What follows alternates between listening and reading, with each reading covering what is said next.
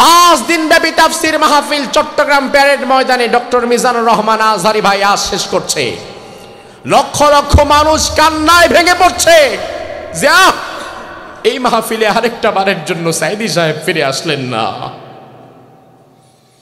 সমাজের সম্মানিত ভালো মানুষগুলোকে, নিরপরাধ মানুষগুলোকে অন্যায়ভাবে হত্যা করা নমরুদেরই শাসন ব্যবস্থার একটা রূপ, ঠিক কিনা? বিগত দিনে সেটার সাক্ষী হয়েছিলাম আমরা। আজ চট্টগ্রাম প্যারেড ময়দানে সর্বশেষ রজনীতে মিজানুর রহমান আজহারী ভাই কথা বলছে। লক্ষ লক্ষ মানুষ হয়েছে, কিন্তু লক্ষ লক্ষ মানুষের একটাই পরিতাপ, পাহাড়ে এত বড় আয়োজন, এত বড় মাহফিল, তবে ব্যথার জায়গা একটাই, সাইদি সাহেব আর আমাদের মাঝে নাই। বিশ্বনন্দিত মুফাসসির আর আমাদের মাঝে নাই। চট্টগ্রামের মানুষেরা কান্নায় ভেঙে পড়ছে, তারা ভাবতেই পারছে না এত বড় মাহফিল, অথচ যেই মাহফিলের প্রতিষ্ঠাতা ছিলেন আল্লামা সাইদি, তিনি আজ নাই। মিজানুর রহমান আজহারী ভাইয়ের জন্য আমরা দোয়া করি, মিজানুর রহমান আজহারী ভাইকে আল্লাহ তাআলা সকল হিংসুকদের হিংসা থেকে বাঁচিয়ে দিক। মন থেকে একটা কথা বলবেন ভাই, ডক্টর মিজানুর রহমান আজহারী, আমির হামজা, তারেক মুনাওয়ার, আব্দুল্লাহ আল আমিন সহকারে বাংলাদেশের উল্লেখযোগ্য বড় বড় সব বক্তা একত্রিত হলেও একজন আল্লামা সাইদি হবে? হবে না, এটা হবে না। কারণ সাইদি সাহেব ভিন্ন জিনিস। সাধারণ মানুষের মধ্যে আমরা আলেমেরা, আজহারী ভাই, আমির হামজা ভাই, তারা তারকা, আর তাদের মাঝে সাইদি সাহেব তারকা, তার মানে তিনি তারকাদের তারকা, ঠিক কিনা? নমরুদ এবার ইব্রাহিম আলাইহিস সালামকে বললেন, ইব্রাহিম শোনো, আনা ওহি ওয়া উমিদ, জীবন আমিও দেই, মরণ আমিও দেই। নাউজুবিল্লাহ কবেন না। ও বলে জীবন দেয়, ও বলে মরণও দেয়। ইব্রাহিম কয় তাহলে দেখি কিভাবে দাও। এবার নমরুদ সাথে সাথে জেলখানা থেকে দুজন কয়েদিকে ডেকে বের করে আনলো। কারারক্ষীকে বলল, যাও জেল থেকে দুজন কয়েদিকে বের করে নিয়ে আসো। জেল থেকে দুজন কয়েদিকে বের করে আনা হলো। নমরুদ এবার হাতের মধ্যে একটা ধারালো তলোয়ার নিয়ে একজন কয়েদির কল্লাটা ফেলে দিল, তাকে মেরে ফেলল। আরেকজনের দিকে তাকে বলল, যাও তোমারে মুক্ত করে দিলাম, তুমি বাড়ি চলে যাও। এবার ইব্রাহিম রে কয়, ইব্রাহিম দেখো, এভাবে আমি একজনে জীবন দিলাম, তারে ছাইরা দিলাম, আর একজনে মরণ দিলাম, তারে মেরে ফেললাম। তোমার আল্লাহ যা যা পারে আমিও তাই তাই পারি। বুঝা কইছেন নাউজুবিল্লাহ? না, না বুঝে, বুঝে বলেছেন তো। ইব্রাহিম আলাইহিস সালাম বলেন, আমার আল্লাহ জীবন দেয়, আমার আল্লাহ মরণ দেয়। নমরুদ কয়টা আমিও পারি। কয় তাইলে দেখাও। দেখাইছে কিভাবে? জেলখানা থেকে দুজনকে ধরে আনছে, ধরে এনে একজনকে মেরে ফেলছে নিজে, আরেকজনকে কয় তুমি বাড়ি চলে যাও। এবার ইব্রাহিম আলাইহিস সালামকে বলে, দেখছো আমিও তো একজনকে মেরে ফেলতে পারছি, জীবন নিয়ে নিছি, মরণ দিছি, আরেকজনকে ছেড়ে দিলাম, তারে জীবন দিলাম। বিষয়টা কি মিলছে? কথা কোন মিলছে? কই আগার তলা, কই চকির তলা। কিসের সাথে কি? পান্তা ভাতে ঘি। আমার আল্লাহ তাআলা অনস্তিত্ব থেকে আমাকে অস্তিত্বে আনেন। দুনিয়াতে যখন আমার নামে কোনো মানুষ ছিল না, কোনো প্রাণী ছিল না, তখন আমার আল্লাহ তাআলা আমাকে অদৃশ্য থেকে অস্তিত্বে এনেছেন, বানিয়েছেন, তৈরি করেছেন। আবার মৃত্যুর 1000 বছর পরে আমার সব কিছু যখন মাটির সাথে মিশে যাবে, ওই মিশে যাওয়া জায়গা থেকে কিয়ামতের ময়দানে আবার যিনি দাঁড় করিয়ে দিতে পারবেন, তিনি কে? এটা নমরুদ পারবে? দুনিয়ার কোনো ক্ষমতাবান পারবে? তবে আমার ভাইরা, এখানে আরেকটা বিষয় হয়ে গেল। নমরুদ মূলত জেলখানা থেকে যেই দুইজনকে ধরে এনেছিল, নমরুদ যাকে মেরে ফেলেছিল, ওই লোকটা মূলত অপরাধী ছিল না। ওই লোকটা মূলত ছিল সহজ সরল একজন ভালো মানুষ। তাকে মিথ্যা তথ্য এবং মিথ্যা মামলায় ফাঁসানো হয়েছে। যুগে যুগে ভালো মানুষদেরকে মিথ্যা মামলায় ফাঁসানোর রেওয়াজ পৃথিবীতে আছে না নাই? যাকে নমরুদ মেরে ফেললো, ওই লোকটা মূলত খারাপ ছিল না, তাকে মিথ্যা মামলায় ফাঁসানো হয়েছিল। নমরুদ তারেই মেরে ফেলছিল। আর নমরুদ যারে ছেড়ে দিয়েছিল ওই লোকটা মূলত ইরাকের বাবেল নগরীতে একজন দুইজন না 20 জন মানুষকে হত্যা করে আসছিল। নমরুদ এই 20 জনের মার্ডার কেসের আসামিটারে ছাইরা দিছে। দুনিয়াতে নমরুদীয় শাসন ব্যবস্থা কোথাও কায়েম হয়েছে কিনা আপনি বুঝবেন কিভাবে? নমরুদীয় শাসন ব্যবস্থা কোথাও কায়েম হয়েছে কিনা এটা বোঝার জন্য বেশি জ্ঞানী হওয়া লাগবে না। আপনি যখন দেখবেন কোন সমাজের কোন দেশের সম্ভ্রান্ত শ্রদ্ধাশীল ভালো ভালো মানুষদেরকে, নিরপরাধ মানুষদেরকে ধরে ধরে জেলের ভিতরে নিয়ে মেরে ফেলা হবে, ফাঁসিতে ঝুলায় দেওয়া হবে, আর এলাকার সবচাইতে বড় টাউট বাটপারগুলিকে সংসদে ঢুকায় দেওয়া হবে, সম্মানের জায়গায় বসায় দেওয়া হবে, তখন বুঝে নিবেন ওই জায়গায় নমরুদের শাসন ব্যবস্থা কায়েম হয়ে যায়। এটা নমরুদীয় শাসন ব্যবস্থার প্রথম রূপ। সম্মানিত মানুষদেরকে ধরে ধরে মেরে ফেলা, হত্যা করা, জেলে দেওয়া। আর অসম্মানিত খারাপ লুটেরা, হাইজাকার, চোর ডাকাতগুলোকে বড় বড় জায়গায় পোস্টিং করে দেওয়া, মানে হচ্ছে তোমার সমাজেও আরেকটা নমরুদ কায়েম হয়েছে, ঠিক কিনা? বিগত দিনে আমরা সেটাই দেখলাম। ভাই আমার, বাংলাদেশের একজন বরেণ্য আলেম, 50 বছর তিনি কোরআনের তাফসীর করলেন। গোটা দুনিয়াতে যিনি কোরআনকে ছড়িয়ে দিলেন, আমাদের মতো তক্তা বক্তা না, যিনার মুখের কথার সাথে প্রত্যেকটা কাজের বাস্তব মিল আছে। তার কারণ হচ্ছে আরেকজনের সামনে ওয়াজ করে হাসানো, কাঁদানো, সময় ক্ষেপণ করা সহজ, কিন্তু কোরআনের সঠিক দাওয়াতটা প্রচার করে মানুষের ভেতরে কোরআনের নূর ঢুকিয়ে দিয়ে অমুসলিমকে ইসলাম গ্রহণ করানো সহজ নয়। কথা কি ঠিক কিনা? কথা কি বুঝেন? বিশ্বনন্দিত মুফাসসিরে কোরআন আল্লামা দিলওয়ার হোসেন সাইদি রহিমাহুল্লাহ, যার হাতে হাত রেখে ইসলাম গ্রহণ করেছে এমন হাজার হাজার মানুষ আছে না নাই? আমার ভাইরা লক্ষ্য করেন, কোরআন কিন্তু কোনো গল্প গুজব কিংবা ঘটনা কিংবা ইতিহাসের কিতাব নয়। কোরআন যদি আমাদেরকে নিছক নবী রাসূলদের গল্প, ঘটনা, কিচ্ছা কাহিনীও শোনাতে চাইতো, তাইলে কোরআন 30 পারায় শেষ হতো না। কোরআন তখন হয়ে যেত 30,000 পারা। কারণ দুনিয়াতে আল্লাহ তাআলা নবী রাসূল 2-4 জন পাঠান নাই, বরং দুনিয়াতে আল্লাহ তাআলা নবী রাসূল পাঠিয়েছে লক্ষাধিক। লক্ষাধিক মানে লক্ষের ওপরে। 1 লক্ষ না 2 লক্ষ আমি জানি না, তবে লক্ষাধিক। অনেকেই বলে 1,24,000 কিংবা 2,24,000। বর্ণনাটা অত্যন্ত দুর্বল, এই জন্য বলতে হবে লক্ষাধিক। কত পাঠিয়েছে সেটা আল্লাহ ভালো জানে, তবে এতটুকু নিশ্চিত লক্ষের উপরেই হবে। আমার ভাইরা এবার একটু লক্ষ্য করেন, দুনিয়াতে যেই লক্ষ লক্ষ নবী রাসূল আল্লাহ পাঠালেন, এই যে 30 পারা কোরআন, এই 30 পারা কোরআনে কি লক্ষ লক্ষ নবীর নাম আছে? কথা হয় না? 1000 নবীর নাম তো আছে, 500, 1000, 100, তাইলে কয়জন নবীর নাম আছে? অবাক করা বিষয়, পুরা কোরআনটা মিলে মাত্র 25 জন নবীর নাম। হাজার লক্ষ লক্ষ নবীর নামও আল্লাহ কোরআনে ঢুকায় নাই। কারণ আল্লাহ যদি শুধু কোরআনে 1-1.5 লাখ নবীর নামই রাইখা দিত, তাইলে তো কোরআন কয়েকশো পারা হয়ে যেত।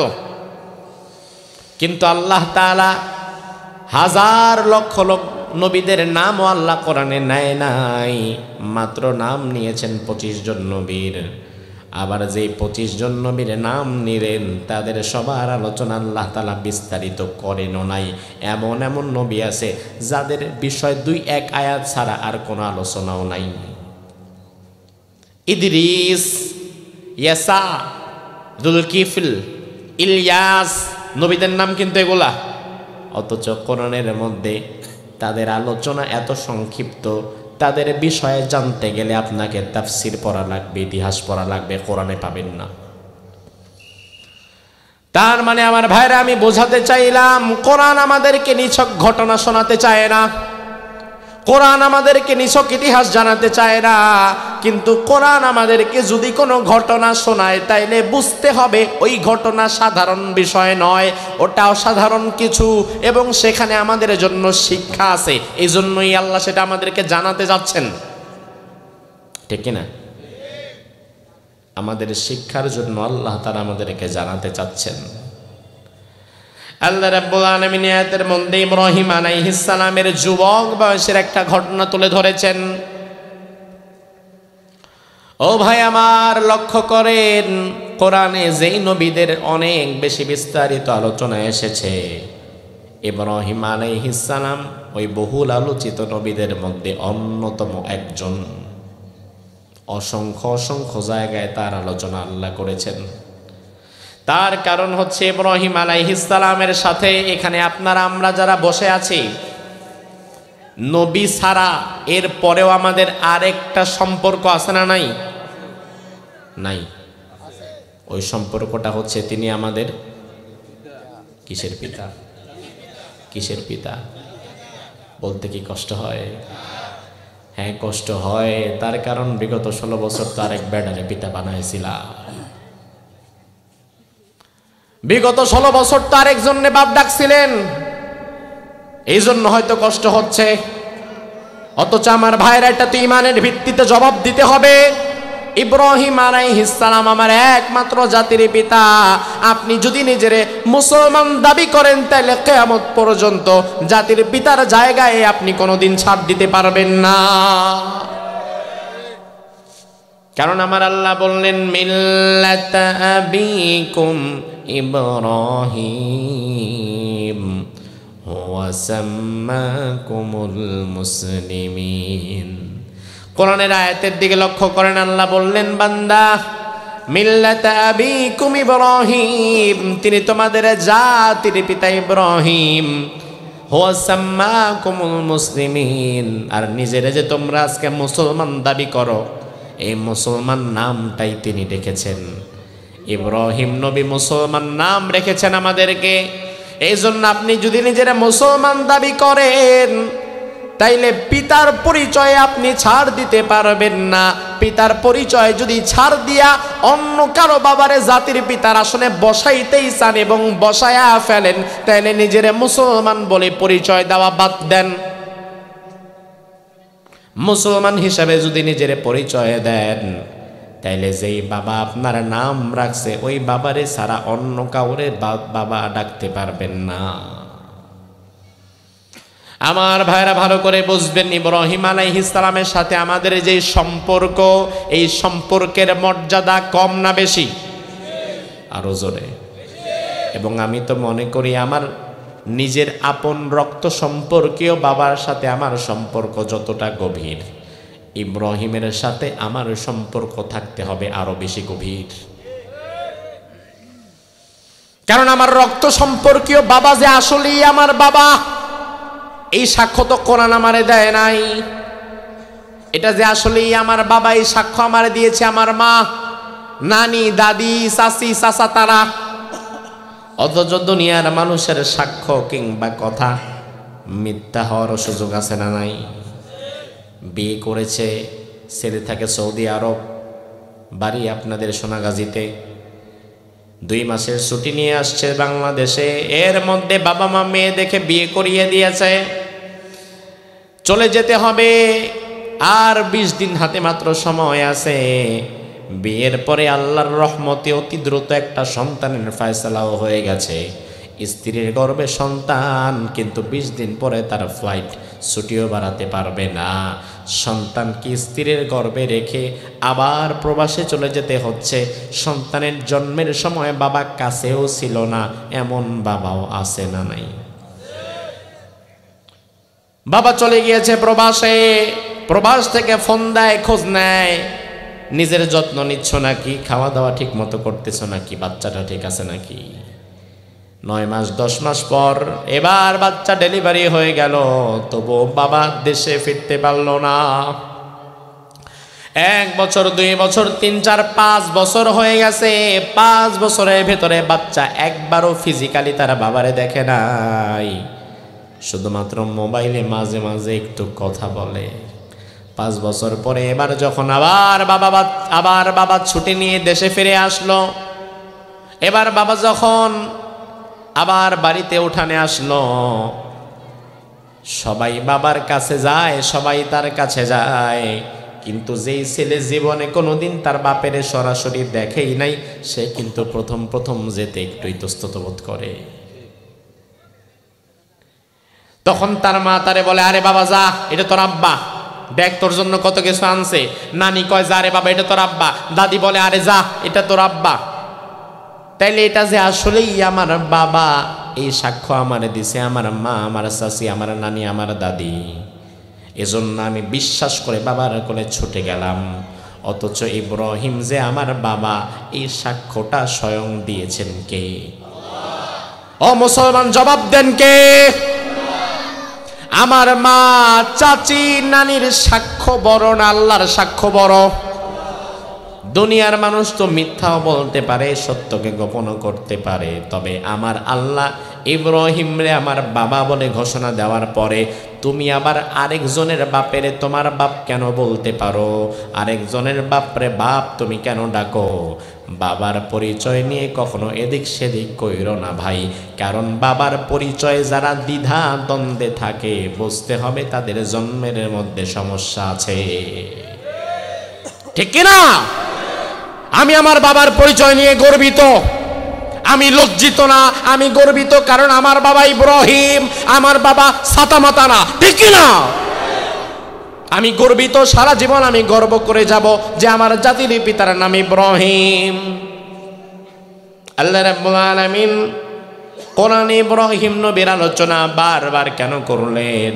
তার কারণ হচ্ছে আল্লাহ বোঝায় দিলেন, বান্দা, বাবা ছিল যেমন, ছেলেরও হওয়া লাগবে তেমন।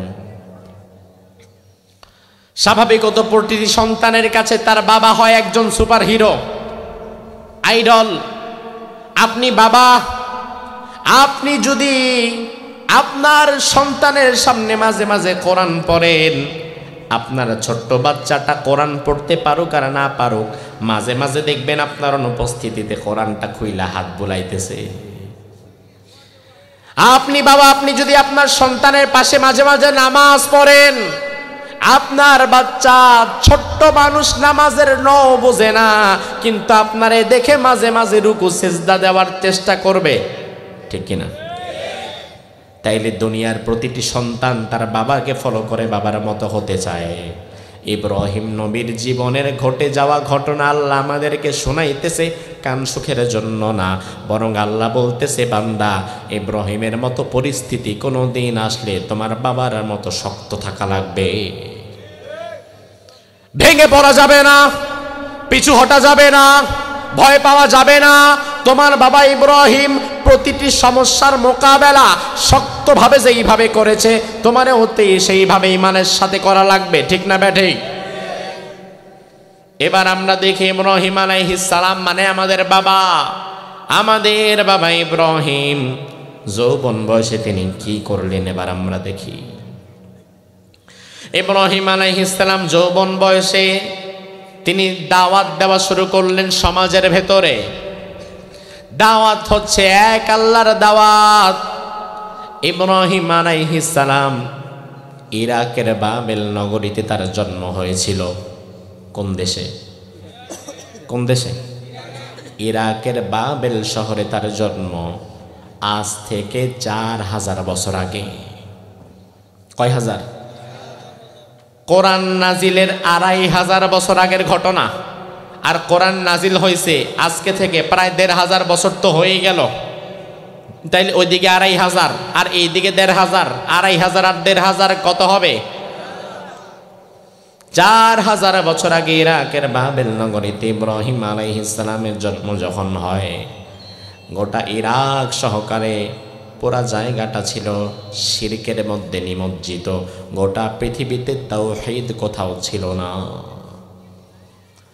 গোটা পৃথিবীতে একজন ইমানদার ছিল না।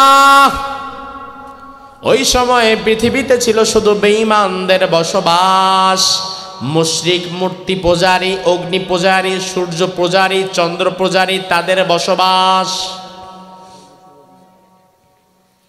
এমন সময় ইব্রাহিম আলাইহিস সালাম তাওহীদের সন্ধান যখন পেলেন, এক আল্লাহর পথ যখন খুঁজে পেলেন, এরপর থেকে ইব্রাহিম নবী হাটে মাঠে ঘাটে বাজারে যেখানেই যায় সেখানে শুধু আল্লাহর কথা বলে। সেখানে যাওয়ার পরে বলে, ও ভাইয়েরা তোমরা শোনো, নমরুদ তো আমাদের ইলাহ না, নমরুদ আমাদের রব না, এই আগুন, এই মাটির মূর্তি, এই সূর্য আমাদের মালিক না, আমাদের মালিক যিনি তিনি কে। সব জায়গায় নন স্টপ এই দাওয়াত তিনি দিয়েই যাচ্ছিলেন। এই খবর একদিন নমরুদের কাছে চলে আসছে। একজন এসে বলতেছে, সামিআনা ফাতান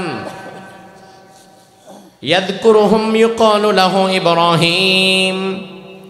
নমরুদের কাছে এসে বিচার দিল গোয়েন্দা বিভাগের একজন, আপনার সমাজে একজন যুবক বের হয়ে গেছে, ওই যুবক সব জায়গায় গিয়ে বলতেছে আপনি নাকি আমাদের খোদা না, আপনি নাকি আমাদের রব না, আমাদের নাকি আরেকজন রব আছে, তার নাম আল্লাহ।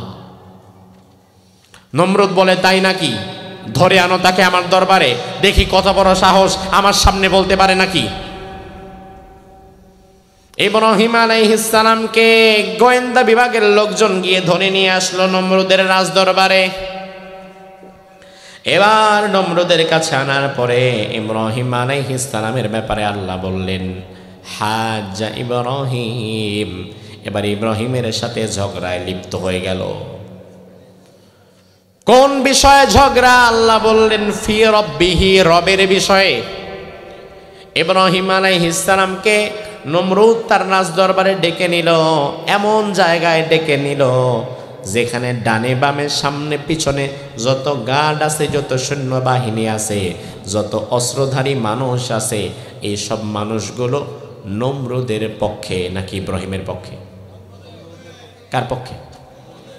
এমন এক জায়গায় আমি গেলাম যেখানে সামনে পেছনে ডানে বামে সব মানুষ আমার বিরুদ্ধে।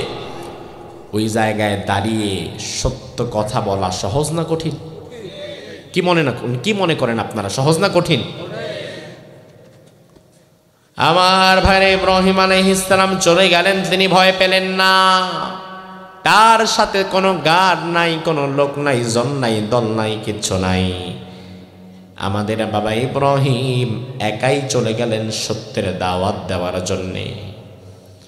আমাদের বাবা ইব্রাহিম আমাদেরকে বোঝায় দিলেন, আমার সন্তানেরা, গোটা দুনিয়া, গোটা সমাজ, গোটা পৃথিবী, গোটা দেশ যদি কখনো মিথ্যার স্রোতে গা ভাসায় দেয়, তুমি যদি সত্য পথটা পেয়ে যাও, তাহলে গোটা দেশের সাথে সমাজের সাথে তাল দেওয়া দরকার নাই। সবার বিপরীতে গিয়ে একা একা হলেও তুমি সত্যকে আঁকড়ে ধরে থাকবা, মিথ্যার স্রোতে গা ভাসাবা না। সত্য যেটা, এটা সত্যই, তুমি একা মানলে এটাও সত্য। সত্যের পক্ষে মানুষ হাজার হাজার লক্ষ লক্ষ হওয়া দরকার নাই। ইব্রাহিম আলাইহিস সালাম যখন ভেতরে গেলেন, নমরুদ এবার তাকে প্রশ্ন করলো, তোমার নাম কি? ইব্রাহিম বলে, জি। তোমার বিরুদ্ধে কিছু অভিযোগ আমার কাছে আছে, আমি তার সত্যতা জানতে চাই। এর সত্যতা যাচাই বাছাই করার জন্য তোমারে আমি একটা প্রশ্ন করব, এক বাক্যে উত্তর দিবা। ইব্রাহিম আলাইহিস সালাম বললেন, সমস্যা নাই, করেন। নমরুদ বলল, শোনো, ইয়া ইব্রাহিম, মার রাব্বুক, ও ইব্রাহিম, কে তোমার রব, কে তোমার মালিক, কে তোমার খালিক, কে তোমার সৃষ্টিকর্তা? জবাব দাও। এই প্রশ্ন যদি আজকে ইব্রাহিমের সন্তানদেরকে করা হয়, জবাবটা কি দিবেন? কি দিবেন? আমার ভাইরা ধরেন, আপনাদেরকে এখন প্রশ্ন করা হলো, ও ফেনীর ভাইয়েরা, সোনাগাজীর ভাইয়েরা, জবাব দেন, কে আমাদের মালিক, কে আমাদের খালিক, কে আমাদেরকে বানিয়েছেন? সব প্রশ্নের জবাব এক বাক্যে দিতে হবে। জবাব কি হবে? আরো জোরে কন। কে আমাদের রব, কে আমাদের মালিক, কে আমাদের খালিক, এই প্রশ্নগুলোর জবাব এই মুহূর্তে দেওয়াটা যতটা সহজ ছিল, এই মুহূর্তে দেওয়াটা যতটা সহজ এবং নিরাপদ, 4000 বছর আগে নমরুদের সামনে দাঁড়িয়ে এই জবাবটা দেওয়া এতটা নিরাপদ ছিল না। আপনার জবাবের দাম, আপনার আল্লাহ বলার দাম আর ইব্রাহিমের আল্লাহ বলার দাম এক নয়। আপনি এমন এক সময় আল্লাহকে আপনার রব হিসাবে সাক্ষ্য দিচ্ছেন, যেই মুহূর্তে আল্লাহকে নিজের রব হিসাবে সাক্ষ্য দিলে কোনো বিপদ হবে না। পাশ থেকে কেউ আক্রমণ করবে না, ধরবে না, মারবে না, জেলে দিবে না। তবে ইব্রাহিম আলাইহিস সালাম এমন এক সময় তিনি তার রবের পক্ষে সাক্ষ্য দিলেন, যখন রবের পক্ষে সাক্ষ্য দেওয়ার কারণে বিপদ আসার সম্ভাবনা আছে না নাই? তিনি জানেন নমরুদের একটা অর্ডারে আমার কল্লা চলে যেতে পারে। তবে ইব্রাহিম আলাইহিস সালাম তিনি ভয় পেলেন না, তিনি সাথে সাথে জবাব দিয়ে দিলেন, রব্বি আল্লাহ, আমার রবের নাম হচ্ছে আল্লাহ। সুবহানাল্লাহ। রবের নাম কি? আরো জোরে। আমাদের রব কয়জন? রবের সাথে কাউকে শরীক করা যাবে? নমরুদ রেগে গেল, এই তোমার রব আল্লাহ, কে শিখিয়েছে তোমাকে এগুলা? তুমি জানো কত ক্ষমতা আমার? আমি আমার ক্ষমতা বলে তোমাকে কতটা শাস্তি দিতে পারি, তুমি কি জানো? নমরুদের এই অহংকার পূর্ণ কথার প্রেক্ষিতে এবার আমার আল্লাহ বললেন, আন আতাহুল্লাহুল মুলক। এই যে নমরুদ এত অহংকার করতেছে, ক্ষমতা নিয়ে ক্ষমতার বাহাদুরি করছে, ইব্রাহিম আলাইহিস সালামকে ধমকাচ্ছে, আমার আল্লাহ বললেন, ও নবী, অথচ ওই নমরুদ যেই ক্ষমতার চেয়ারে বসে বাহাদুরি করতেছে, ওই ক্ষমতার চেয়ারে ওরে বসাইছি তো আমি আল্লাহ। কথা কি ঠিক কিনা? আপনি বলেন আল্লাহর কথা কি ঠিক আছে? আল্লাহ বললেন, আন আতাহুল্লাহুল মুলক, আরে ক্ষমতা তোরে আমি দিলাম, ক্ষমতা পেয়ে তোমার হুঁশ নাই, পাগল হয়ে গেছো তুমি। ক্ষমতার চেয়ারে বসার পরে উন্মাদ হয়ে যায়, পাগল হয়ে যায়, মাথার কোনো সেন্স কাজ করে না, শুধুমাত্র ক্ষমতাকে আঁকড়ে ধরার জন্য প্রয়োজনে লক্ষ লক্ষ মানুষকে মেরে ফেলার জন্য প্রস্তুতি নেয়, এমন হায়না আছে না নাই? হুঁশ নাই, পাগল হয়ে গেছে। আমার আল্লাহ বললেন, আন আতাহুল্লাহুল মুলক, ক্ষমতা তো ওরে দিলাম আমি আল্লাহ, পাগল হওয়ার কি আছে? কারণ আমার ভাইরা, আমার আল্লাহ এমন ক্ষমতাবান, তিনি চাইলে যেমন ক্ষমতায় বসাইতে পারে, আবার রেগে গেলে ক্ষমতা থেকে নামায়া থাপড়ায়া দিল্লিও পাঠায় দিতে পারে। না পারে না? পারে কি না? পারে কি না? কারণ আমার আল্লাহ বললেন, কুলিল্লাহুম্মা মালিকাল মুলকি তুতিল মুলকা মান তাশা ওয়া তানজিউল মুলকা মিম্মান তাশা ওয়া তুইজ্জু মান তাশা ওয়া তুযিল্লু মান তাশা বিয়াদিকাল খায়র ইন্নাকা আলা কুল্লি শাইইন কাদির। সুবহানাল্লাহ। আল্লাহ বললেন, নবী আপনি দুনিয়ার মানুষদেরকে জানায় দেন, কুলিল্লাহুম্মা মালিকাল মুলক, সকল ক্ষমতার একমাত্র মালিককে। আমি আল্লাহ যারে চাই তারে ক্ষমতা দেই, আবার আমি আল্লাহ যার উপরে রেগে যাই তারে ক্ষমতা থেকে নামায়া অপদস্থ করে দেই। কে করে? কে করে? আমি আল্লাহ যাকে চাই তাকে সম্মান দেই, আবার আমি আল্লাহ যাকে চাই তাকে অসম্মানিত করে দেই। কে করেন? ক্ষমতার মালিক আল্লাহ, ক্ষমতায় বসানোর মালিক আল্লাহ। কিন্তু বাংলাদেশের অনেক মানুষ মনে করে ক্ষমতায় বসানোর মালিক ভারত, আবার অনেক মানুষ মনে করে ক্ষমতায় বসানোর মালিক আমেরিকা। এই জন্য ক্ষমতায় যাবার জন্য কিছু কিছু মানুষ ভারতের গোলামি করে, ভারতের দালালি করে, আবার কিছু কিছু মানুষ ক্ষমতায় যাওয়ার জন্য আমেরিকার দালালিও করে। আছে না নাই? ক্ষমতায় যাওয়ার জন্য মনে করা হয় বাংলাদেশের ক্ষমতা ভারত যাকে চাইবে তাকে বসাবে। এই থিওরিতে আমরা আর বিশ্বাস করি না। 2024-এর গণবিপ্লব প্রমাণ করে দিয়েছে, স্বৈরাচার বিদায় হওয়ার সাথে সাথে আমার বিশ্বাস দিল্লির কালো ছায়া আমার মাথার উপর থেকে সরে গেছে। ক্ষমতায় তো আল্লাহ তাআলা নিবে, কিন্তু এখনো পর্যন্ত পার্শ্ববর্তী দেশ মিডিয়ার মাধ্যমে গোটা বিশ্বে বাংলাদেশকে নিয়ে মিথ্যা তথ্য ছড়ায়, মিথ্যা প্রপাগান্ডা ছড়ায়। নোয়াখালী, ফেনী, হাজার হাজার যুবক এখানকার প্রবাসে কর্মরত আছে না নাই? পার্শ্ববর্তী দেশের দালাল মিডিয়া, হলুদ মিডিয়া, ভারতের মিডিয়াগুলা প্রতিনিয়ত বাংলাদেশকে নিয়ে ব্যাড নিউজ ছড়াচ্ছে, মিথ্যা তথ্য ছড়াচ্ছে। কি মিথ্যা তথ্য? ওরা প্রতিনিয়ত ওদের সংবাদ মাধ্যমে দেখাচ্ছে বাংলাদেশে হই হুল্লোড় লেগে গেছে, বাংলাদেশে হিন্দুদের ঘরবাড়িগুলো জ্বালিয়ে দেওয়া হচ্ছে, বাংলাদেশে মন্দির আক্রমণ করা হচ্ছে, হিন্দুদেরকে জবাই করে দেওয়া হচ্ছে, বাংলাদেশে হিন্দুরা নিরাপদ নয়, সব জায়গায় মুসলমানরা হিন্দুদেরকে পিটিয়ে ভারতে পাঠিয়ে দিচ্ছে। আপনারা জবাব দেন, ওদের দেখা এই বানানো সংবাদ একটাও কি সত্য? জবাব দেন, একটাও সত্য? আমাদের এই ফেনীতে, সোনাগাজীতে, ফুলগাজীতে, পরশুরামে, মহিপালে, পুরা ফেনী জেলাতে হিন্দু ভাইয়েরা আছে না নাই? প্রত্যেকটা বাজারে বাজারে খবর নেন, মুসলমানের দোকান যেখানে আছে ওখানে অন্তত হিন্দুদের দু একটা দোকানও আছে না নাই? কই 5ই আগস্টের পরে একজন হিন্দুকেও আপনি মারছেন? কারো ব্যবসা নষ্ট করছেন? কারো মন্দির ভেঙেছেন?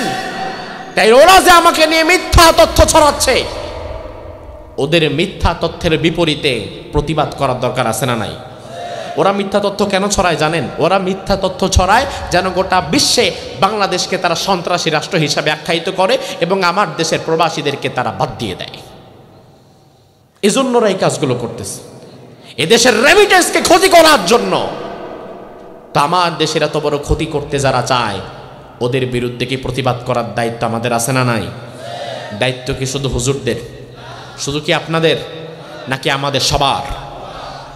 দেখা যায় প্রতিবাদটা করে হুজুরেরা, আপনাদের মতো সাথে থাকে কিছু দিনদার তাওহীদবাদী মানুষেরা। কিন্তু দুর্ভাগ্যজনক সত্য হচ্ছে প্রতিবাদ তো সবচেয়ে বেশি করা দরকার বাংলাদেশের প্রচলিত রাজনৈতিক দলগুলোর। আপনারা রাজনীতি করেন, আপনারা আমাদের জনপ্রতিনিধি, আপনারা বাংলাদেশের প্রতিনিধিত্ব করবেন। বাংলাদেশের উপরে যখন আঘাত আসে, মিথ্যার ঝড় আসে, বাংলাদেশ কথা বলবে কিভাবে? বাংলাদেশ কথা বলবে এদেশের 18 কোটি মানুষের কণ্ঠে। আমরা কথা বললে কথা বলবে বাংলাদেশ, ঠিক কিনা? আমার দেশের উপরে এত মিথ্যা তথ্য ছড়ানো হয়, অথচ অনেক রাজনৈতিক দলের বড় বড় নেতা ভারতের বিরুদ্ধে একটা টু শব্দটাও করে না। তার কারণ এখনো তাদের দৃঢ় বিশ্বাস, এই মুহূর্তে যদি আমরা কিছু একটা বলে ফেলি, আগামী নির্বাচনে হয়তো দাদা বাবুরা আমাদের পাশে না থাকলে আমাদের কি হবে আল্লাহ জানে। তো বিশ্বাসটা তো আল্লাহর উপর নাই, বিশ্বাস তো চলে গিয়েছে ভারতের কাছে, বিশ্বাস তো চলে গিয়েছে নরেন্দ্র মোদীর কাছে। আমার ভাইরা, আজ আমি আপনাদেরকে বলে দিতে চাই, আগামীর বাংলাদেশে কে ক্ষমতায় আসবে আর কে ক্ষমতা থেকে নামবে তা ভারত, চীন, আমেরিকা, রাশিয়া কেউ ঠিক করবে না, তা ঠিক করবে বাংলাদেশের 18 কোটি মুসলমান। ঠিক তো করবো আমরা। আর আপনি ভয় পাবেন একমাত্র আল্লাহকে। বাংলাদেশের প্রশ্নে কাউকে ছাড় দেওয়া হবে না। দেশের উপরে যদি আঘাত আসে, বিএনপি, জামাত, জাতীয় পার্টি, জাসদ, বাসদ, হেফাজত, খেলাফত সব ভেদাভেদ ভুলে এক কাতারে দাঁড়িয়ে যেতে হবে, কারণ দেশ বাঁচলে পরেই রাজনীতি, ঠিক কিনা? দেশের ক্ষতি করে কোনো রাজনীতি করা যাবে? অসম্ভব। সবার আগে আমার দেশ, কারণ এটা শিখিয়েছে তো আমার রাসূল। আমার ভাইরা, ইব্রাহিম আলাইহিস সালাম এবার নমরুদ তাকে বলল,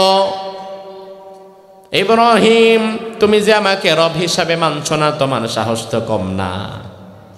তবে ইব্রাহিম, তুমি যে আল্লাহকে রব হিসাবে মানো, ওই আল্লাহ এমন কি কি পারে সেটা আমারে বলো, আমি যদি সেইটা তোমারে কইরা দেখাইতে পারি তাইলে আমারে মাইনা নিবা। নাউজুবিল্লাহ বলবেন না? আল্লাহ যা পারে দুনিয়ার কোনো মানুষ কি সেটা পারবে? ইব্রাহিম আলাইহিস সালাম বললেন, আচ্ছা তাই নাকি, আমার আল্লাহ যা যা পারে তুমি তাই পারবা? কয় হ্যাঁ অবশ্যই পারবো, তুমি বলো আমি করে দেখাই।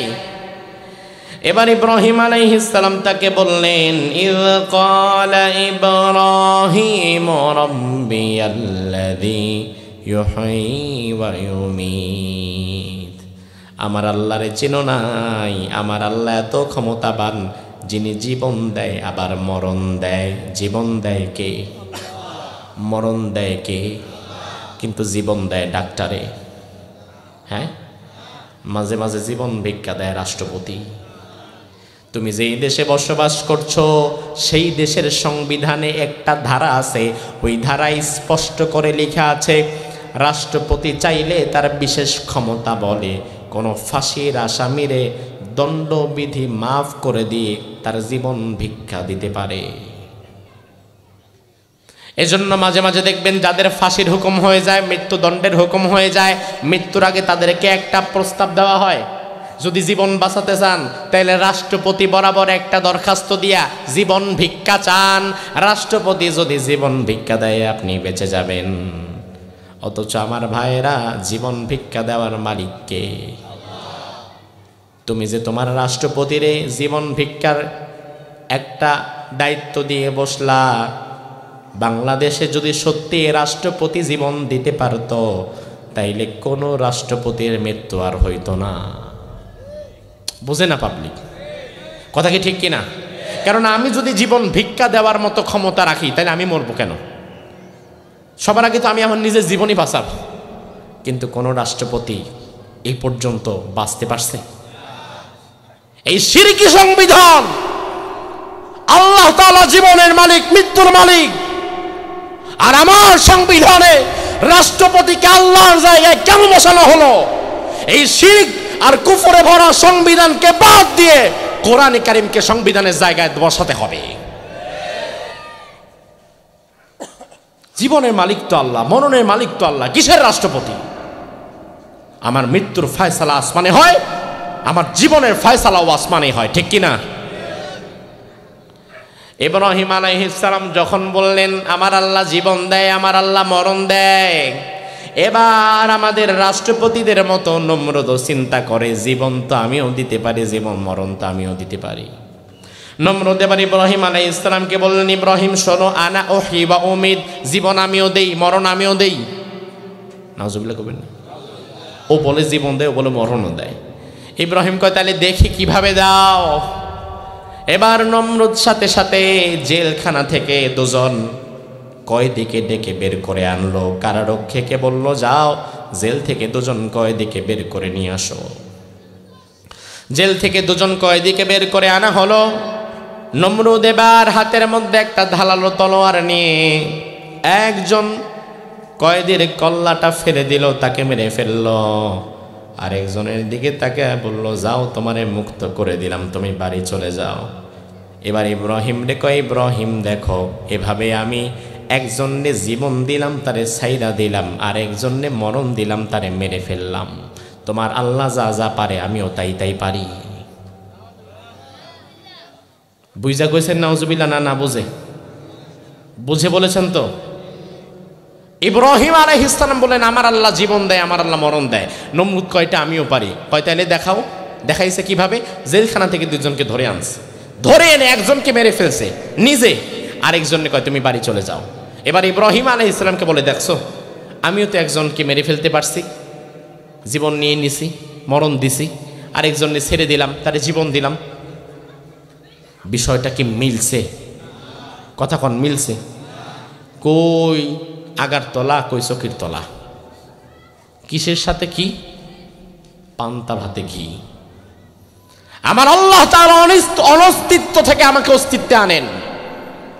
দুনিয়াতে যখন আমার নামে কোনো মানুষ ছিল না, কোনো প্রাণী ছিল না, তখন আমার আল্লাহ তাআলা আমাকে অদৃশ্য থেকে অস্তিত্বে এনেছেন, বানিয়েছেন, তৈরি করেছেন। আবার মৃত্যুর 1000 বছর পরে আমার সব কিছু যখন মাটির সাথে মিশে যাবে, ওই মিশে যাওয়া জায়গা থেকে কিয়ামতের ময়দানে আবার যিনি দাঁড় করিয়ে দিতে পারবেন তিনি কে? এটা নমরুদ পারবে?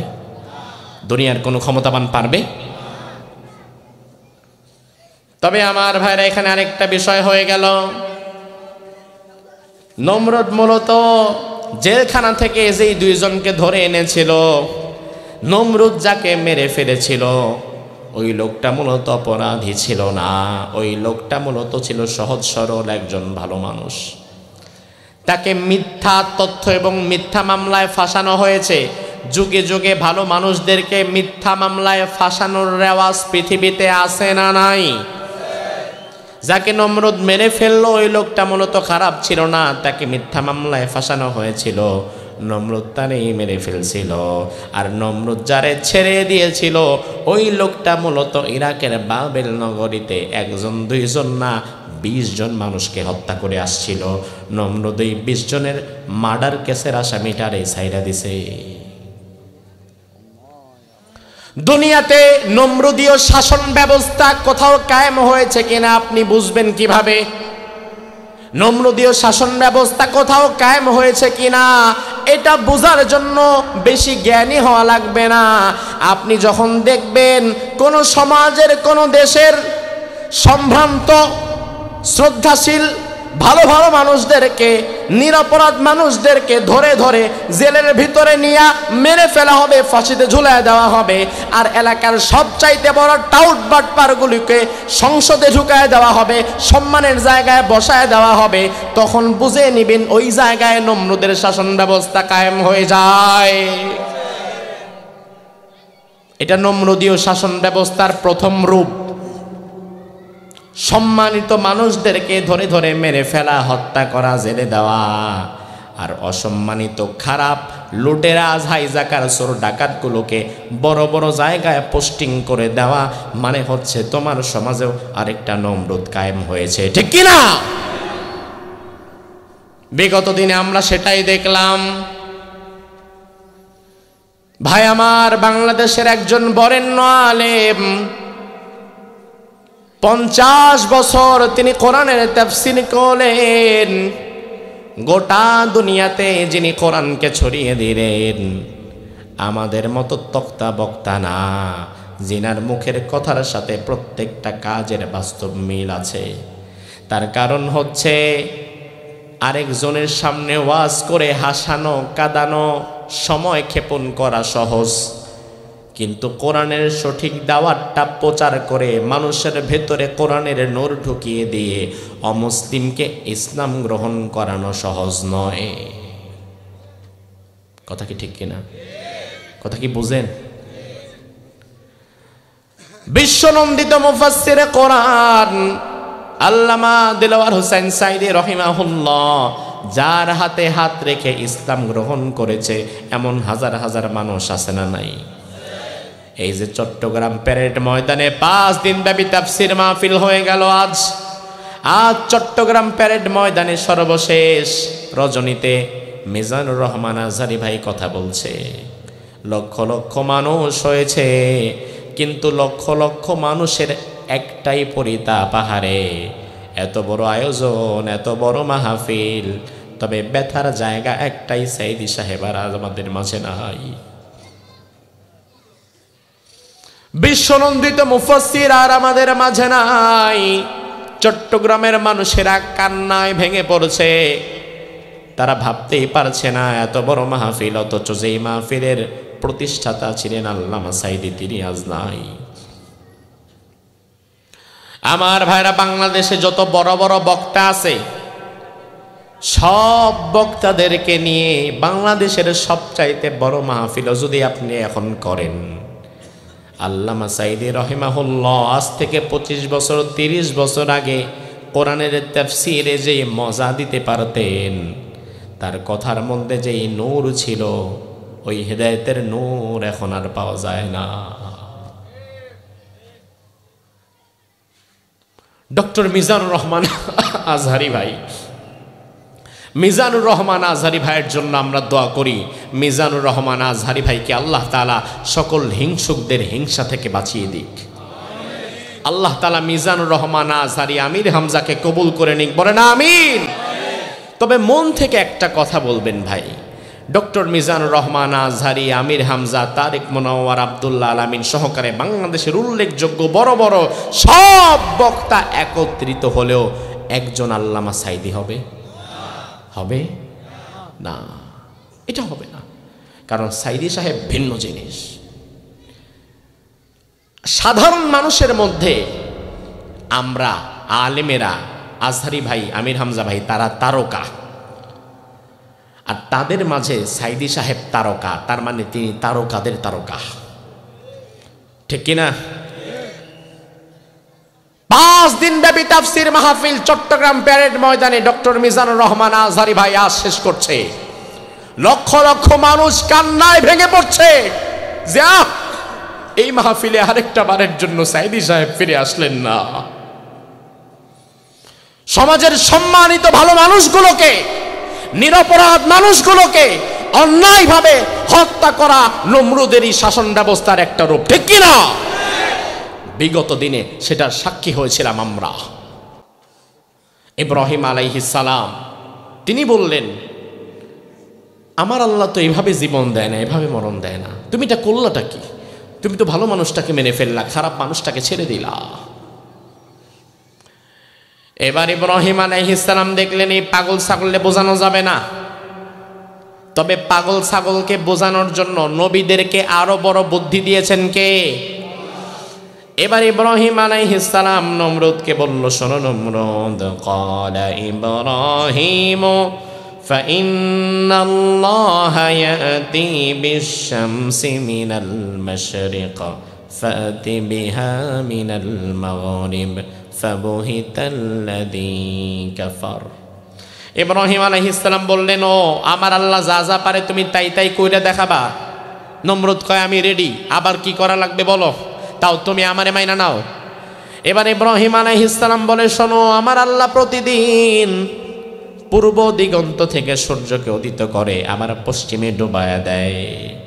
তুমি যদি আমার আল্লাহ হতে চাও, আগামীকাল সকালবেলায় পশ্চিম দিক থেকে সূর্যটাকে তোলো, আবার পূর্ব দিকে ডুবায়া দাও।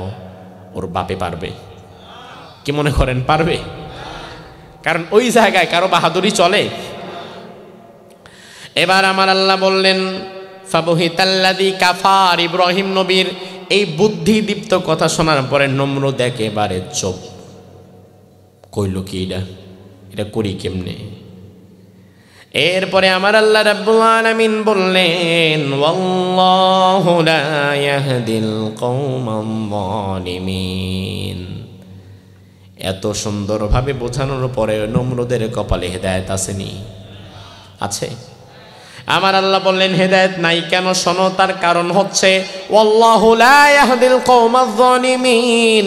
দুনিয়াতে যারা জুলুম করে, যারা ফ্যাসিবাদ কায়েম করে, যারা জালিম হয়, স্বৈরাচার হয়, ওই জালিম স্বৈরাচার ফ্যাসিবাদের কপালে আমি আল্লাহ তাআলা কখনো হেদায়েত দেই না।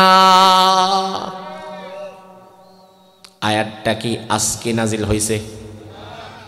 2024-এর জুলাই আগস্টে নাজিল হয়েছে? নাজিল হয়েছে ১৫০০ বছর আগে। ১৫০০ বছর আগে আল্লাহ বললেন, দুনিয়ার কোনো জালিমরে আমি আল্লাহ হেদায়েত দেই না। এটাই কিন্তু বাস্তবতা। একজন চোর হেদায়েত পেয়ে যেতে পারে, ডাকাত হেদায়েত পেয়ে যেতে পারে, মদখোর হেদায়েত পেতে পারে, জিনাকারী হেদায়েত পেতে পারে, খারাপ মানুষ ভালো হতে পারে, কিন্তু যারা মানুষের উপর জুলুম করে, জুলুমের নেশায় যারা মত্ত হয়ে যায়, ওই জালিমদের কপালে আল্লাহ তাআলা কখনো হেদায়েত দেয় না। যেমন হেদায়েত পায় নাই আবু জাহাল, আবু লাহাব, হেদায়েত পায় নাই ফেরাউন এবং নমরুদ, ঠিক কিনা? কারণ জুলুম যে ব্যক্তি করবে, আল্লাহ তাআলা সবার আগে তার কপাল থেকে যেটা বাদ দিবে ওটার নামই হেদায়েত। জুলুম করার সাথে সাথে এতটুকু তুমি নিশ্চিত হয়ে যাও, আল্লাহ তাআলা হেদায়েতের খাতা থেকে তোমার নামটা কেটে দিয়েছে।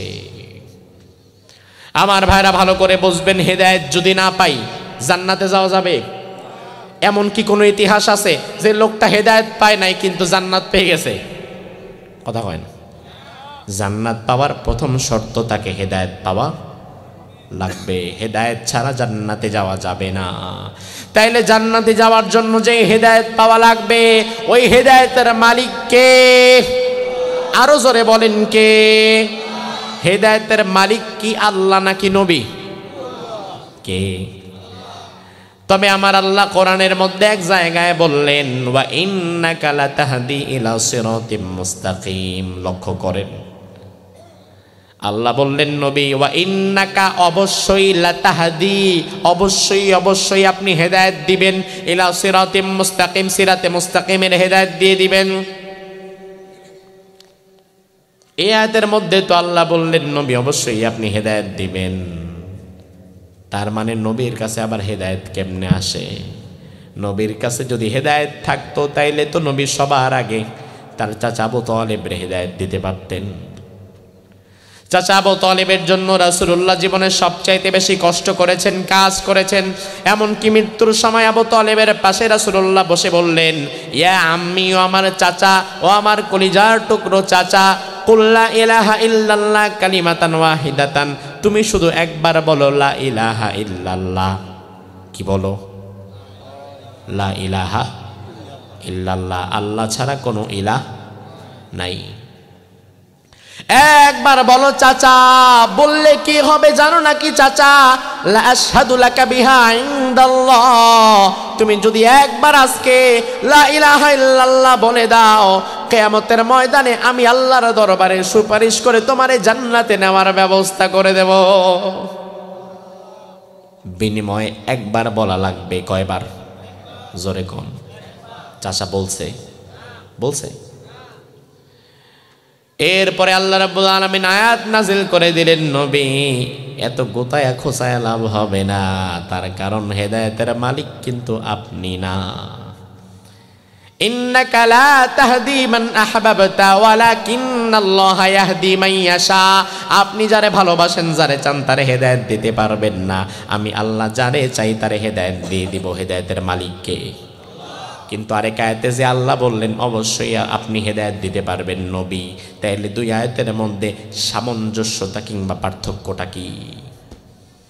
আমার ভাইয়ের, আপনাদেরকে একটু ভুলটা ভেঙে দেই। হেদায়েত মূলত পথ দেখানোকে হেদায়েত বলে। আমি আমার ভাইজানরে বললাম, ভাই আমি মহিপাল যাব, কিভাবে যাব? তিনি আমারে বললেন সামনে গিয়া ডানে, ডানে গিয়া বামে। এই যে মহিপালের রাস্তা তিনি দেখায় দিলেন, এটাকে বলা হবে মহিপালের হেদায়াত। আমি মহিপালের রাস্তা পাইছি।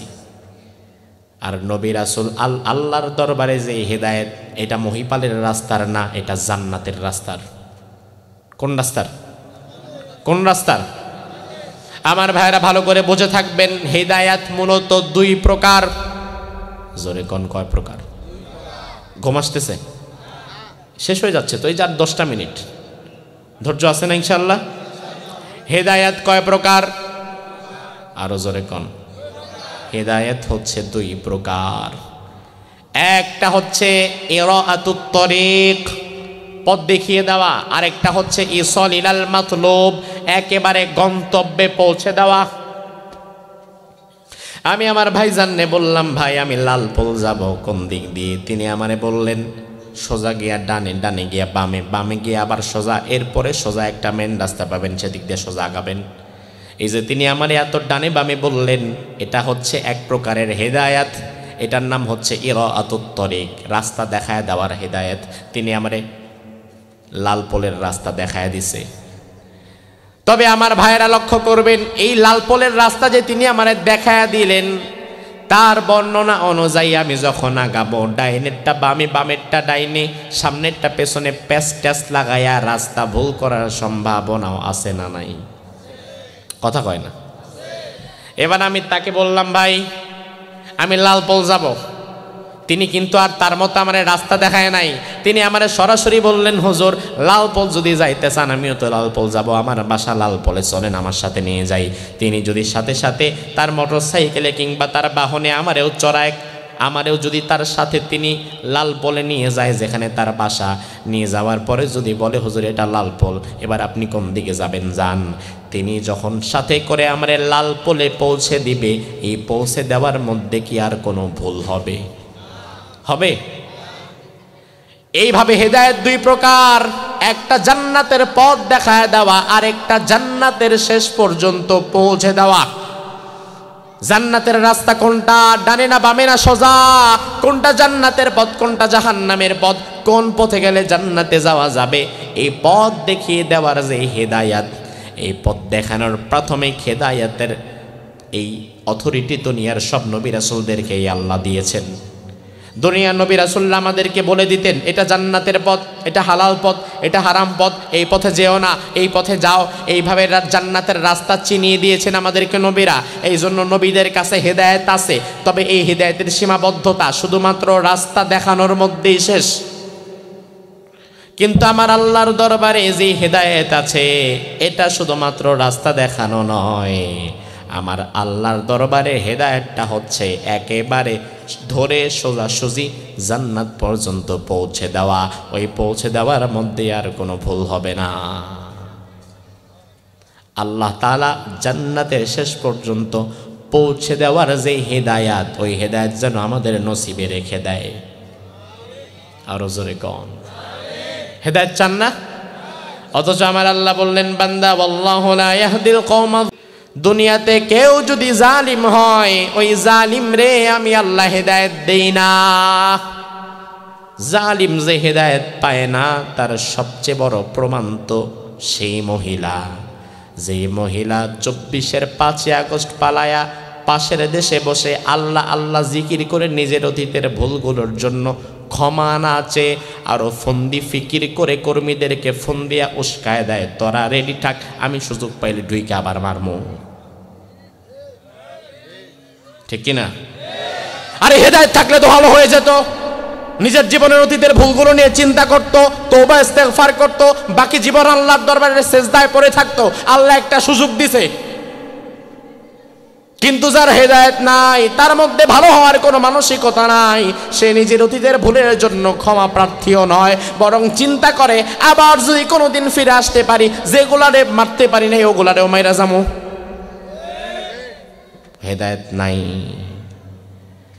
এবার তোমার প্রতি আমার কথা হচ্ছে প্রিয় ভাই, তুমি যদি পূর্বে সেই জালিমের সাথে থেকেও থাকো, এখনো আল্লাহর দরবারে তওবা করে ফিরে আসার সুযোগ আছে না নাই? আমার ভাইরা দেখেন, জালিমরা আল্লাহ হেদায়েত দেয় না, জালিমের সঙ্গী সাথীদেরকেও হেদায়েত দেয় না। আমার আল্লাহ বললেন ওয়ালা তারকানু ইলাল্লাযীনা যালামু ফাতামাসসাকুমুন নার, তোমরা শুধু জুলুম করবা না এটা নয়, বরং জুলুম তো করবা না, করবাই না, জুলুমের কাছেও যাবা না, কোনো জালিমের সহযোগীও হবা না। তুমি যদি কোনো জালিমের সহযোগী হয়ে যাও, তাইলে জালিম যাবে যেই জাহান্নামে, তোমারও যাওয়া লাগবে সেই জাহান্নামে। জুলুম তো করা যাবে না, যাবেই না, বরং আমি যদি দেখি আমার দল, আমার নেতা, আমার আমির কারো উপরে জুলুম করছে, ওই জালিমের সহযোগী আমি হতে পারবো না, নয়তো আল্লাহ তাআলা ওই জালিমরে যে জাহান্নামে দিবে আমারও সেখানেই দিয়ে দিবে। ঠিক কিনা? এখন জালিমের সহযোগী কিভাবে হবেন? জালিমের সহযোগী আপনি হয়েছেন কিনা বুঝবেন কিভাবে? আমরা তো মনে করি না দল জুলুম করছে, নেতা জুলুম করছে, আমি তো কিচ্ছু করি নাই, আমি তো ভালো মানুষ। অসম্ভব।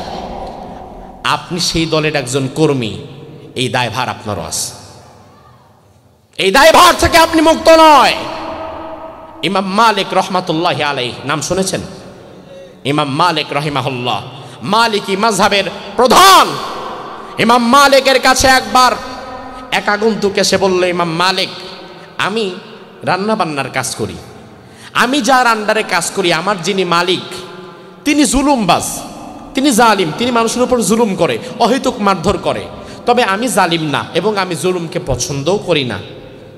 তবে আল্লাহ যে বলল যে তোমরা জালিম হয়েও না, জালিমের সহযোগীও হয়েও না, আমার একটা প্রশ্ন, আমি তো ওই জালিমের আন্ডারে আমি তো রান্না বান্না করি, এখন রান্না বান্না যে করি এতে কি আমার ভয় হয়, এতে কি আমি আবার ওই জালিমের সহযোগী হয়ে গেলাম কিনা, আমার বড় ভয় হয়।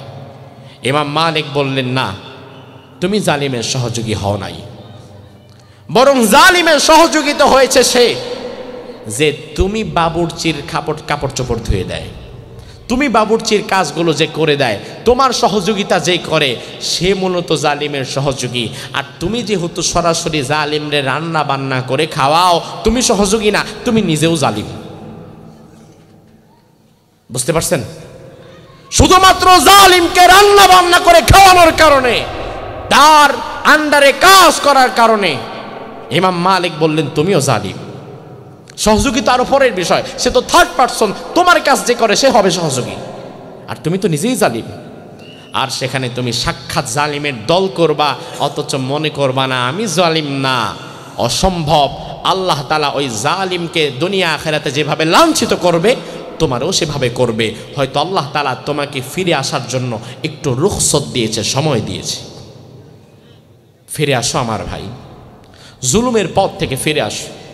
কোরআনের পথ তোমার জন্য খোলা, সুন্নাহর পথ তোমার জন্য খোলা। জুলুম ছেড়ে দিয়ে, চাঁদাবাজি, টেন্ডারবাজি, মানুষের হক নষ্ট করা ছেড়ে দিয়ে কোরআন সুন্নাহর কাছে ফিরে আসো। কোরআন সুন্নাহর সমাজ বিনির্মাণে কাজ করো। আল্লাহ সুবহানাহু ওয়া তাআলা আমাদের যুবকদেরকে ইসলামের পথে কাজ করার তৌফিক দান করুক। আমরা বলি আমিন।